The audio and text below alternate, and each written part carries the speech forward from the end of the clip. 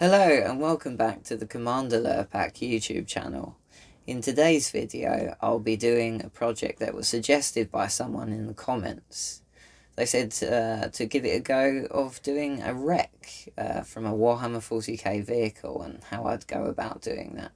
So it sounds like quite a fun project and I'm going to give it a go.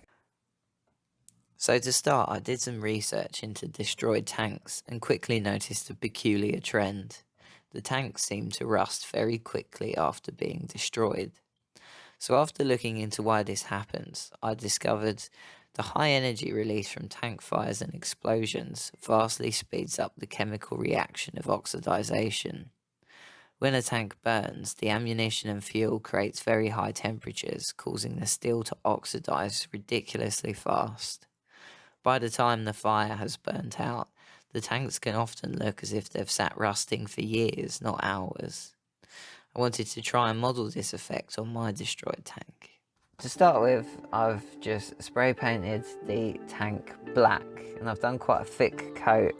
And then what I did was, while it was still wet, I stippled it with some tissue paper, which has enabled it to get this crackly texture, which I think will emulate the heat damage to the metal and the paintwork quite well from a destroyed tank. So the next step will be to get yourself a drill with a reasonably large drill bit, depending on the size of the hole you're going to put in your tank. This is just a cheap drill from Lidl. But if you don't have a drill, then you can always use a hand drill, which I've used in previous videos.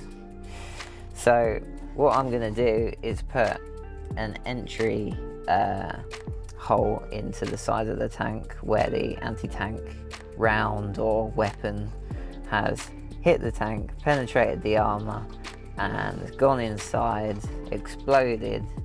And then I want to do an exit wound on the other side of the tank where the round has passed all the way through and just blown apart this side of the tank.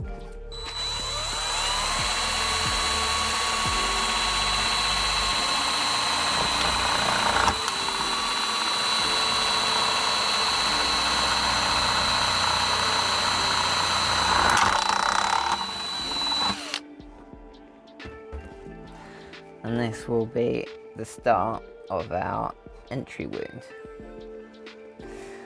So to get this rather round looking hole looking more like it's been hit by a explosive round, we're going to use a pair of these metal clippers, quite heavy duty, so we can get it inside the hole and start to tear at the hole to make it more uneven and sort of snip our way around and tearing like a gouge into the tank.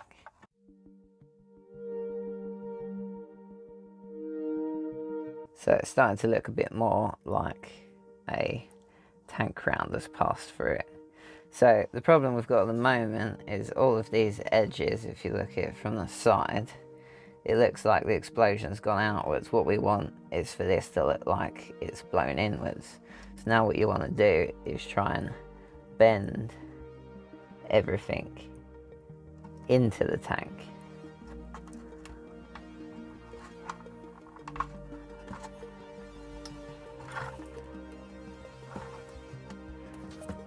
Get the end of your pliers and twist it in there. So now we have an indent in the tank. So that looks like it's been hit by some high-powered weaponry. And we're going to carry on doing this effect to dent it a bit more.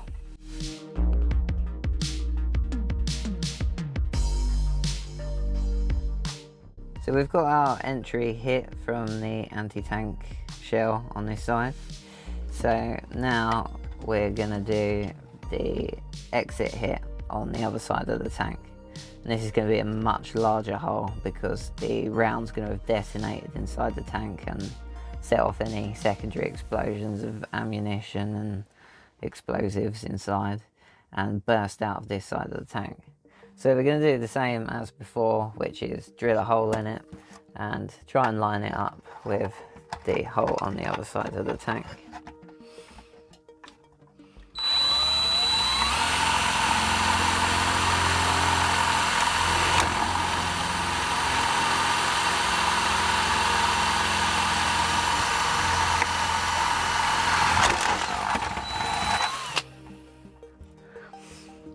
If you look through, you can see that it matches up.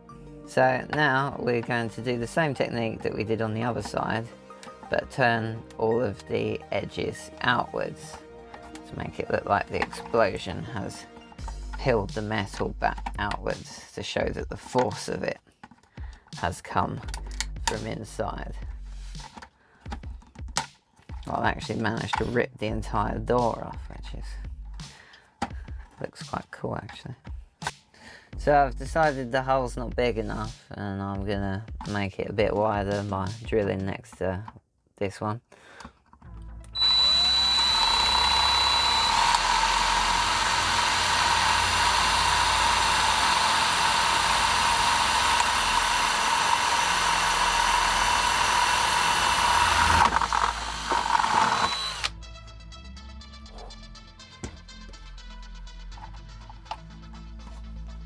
And then we're gonna merge these two holes into quite a big explosion.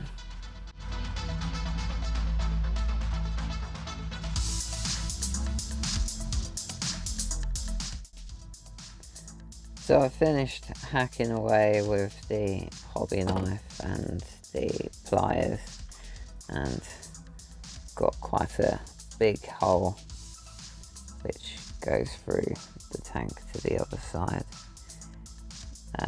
Pretty happy with this effect, and I think it looks pretty good with the way that this bows inwards on this side, and there's a small entry and you've got the big exit on the other side of the anti-tank shell or round. So next step will be to start painting it all up. So next I'm going to stipple on some brown acrylic paint using these art sponges which I got from the works, which are only £1.50, and these have got great texture for creating the random patterns that you want on weathering vehicles. So just gonna dip our sponge into the paint, remove the excess, and then start stippling it all over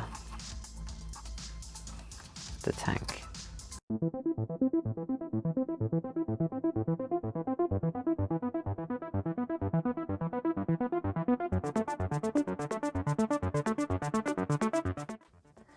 So the brown on the tank has dried.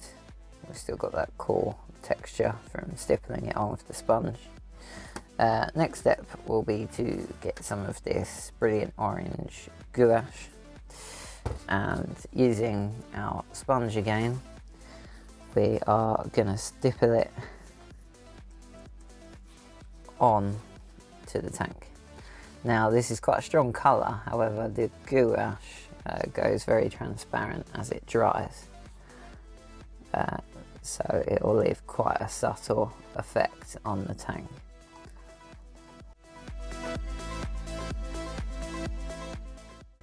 So the gouache is pretty much dried.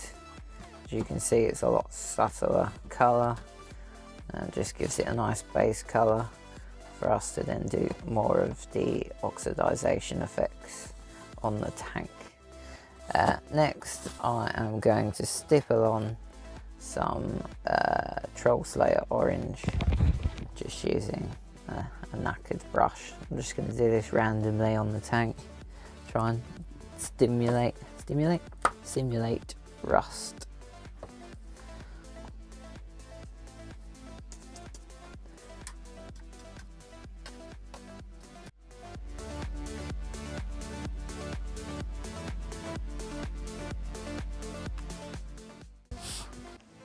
So my next step will be to use some Humbrol withering powder. This one is light rust.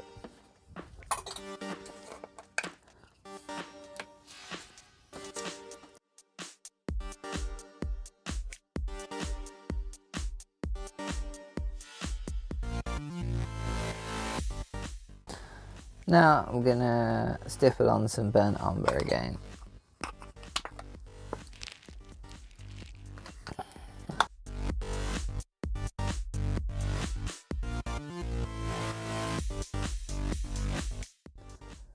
So my last step to finish off the tank will be to add some smoke coming out of it.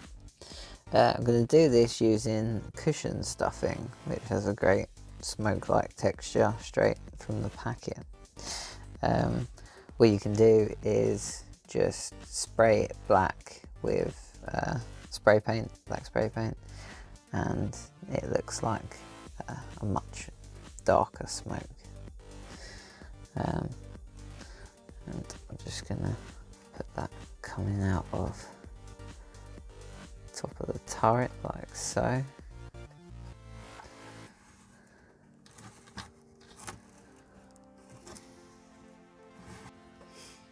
So inside the smoke I'm gonna put this little LED which is wired up to a 9-volt battery.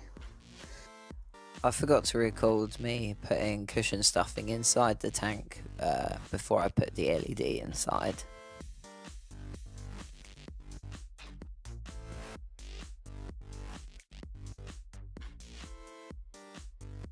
I'm going to add a little bit more cushion stuffing to the front of the tank where the front access hatch is, just to show a bit of smoke leaking out through this entry point. And I'm just going to quickly paint this up using the stippling method with the sponge and brown acrylic paint to make it look like black and brown dirty smoke.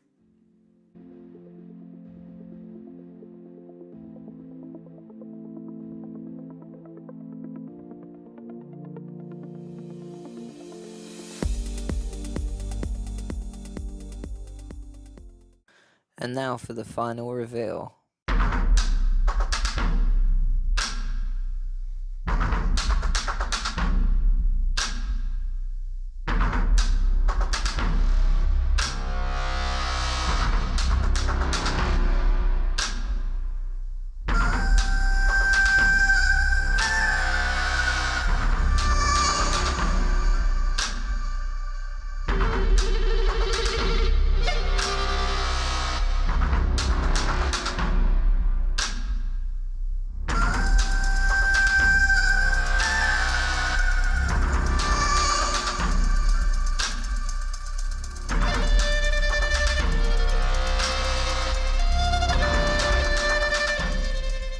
Thanks for watching today's video. I hope you enjoyed it. If you've got any other ideas for videos that I could do and projects you'd like to see, then let me know in the comments down below. I do always look through the comments, so I'll give whatever you have ideas for a go.